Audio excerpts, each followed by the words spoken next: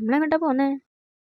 എക്സിബിഷന് 3 മണിയാകുമ്പോഴേക്കും നമ്മളെ സ്ഥലത്ത് ഒരാളും കൂടി വരാനുള്ള കാരണം അവിടെ പുറത്ത് വെയിറ്റ് ചെയ്ത് നിന്നു. നല്ല വെയിലായിരുന്നു ഗൈസ്. നമ്മൾ കുറെ നേരം അവിടെ പുറത്ത് നിന്നു. 3:30 ആകുമ്പോഴേക്കും അവര് വന്നു. അത് കഴിഞ്ഞ് ഞങ്ങൾ ഉള്ളിലേക്ക് കയറി.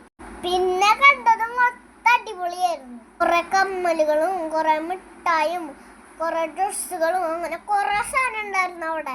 എല്ലാ നല്ല സ്ഥലങ്ങളായിരുന്നു. എല്ലാം വീട്ടിലേക്ക് കൊണ്ടുപോകാൻ തോന്നി. പക്ഷെ നല്ല വിലയായിരുന്നു. ഞങ്ങളെല്ലാ സാധനങ്ങളും കേറി നോക്കി പോകുന്നു.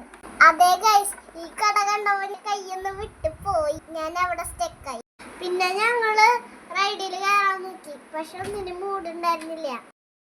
ഞങ്ങളുടെ മെയിൻ കണ്ണ് ഫുഡിലായിരുന്നു. പിന്നെ നമ്മൾ ഫുഡ് അടിക്കാൻ കയറി. പാനിപൂരി, സെൽപൂരി, അങ്ങനെ എന്തൊക്കെയോ ഒരു പൂരി തിന്നു. ഒരു കോളിഫ്ലവർ വറുത്തത് കഴിച്ചു.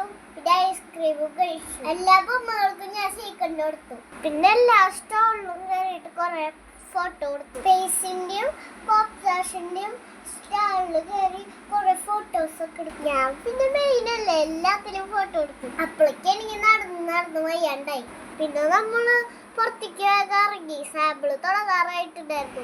സോറി ഗൈസ്, പറയാൻ മറന്നുപോയി. സാമ്പിള് വെടിക്കെട്ടിന്റെ എന്തായിരുന്നു എക്സിബിഷൻ കാണാൻ പോയേ.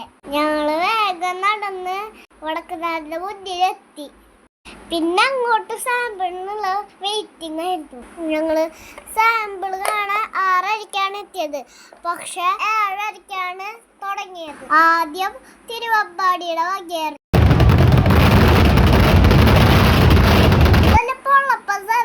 കാതൊക്കെ പൊട്ടി.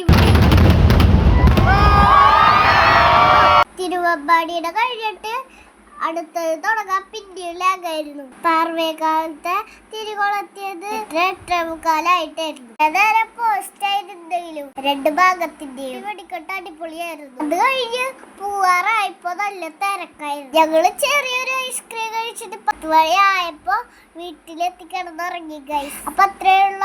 ഇഷ്ടപ്പെട്ടെങ്കിൽ ലൈക്ക് ചെയ്യണം, കമന്റ് ചെയ്യണം, സബ്സ്ക്രൈബ് ചെയ്യണം.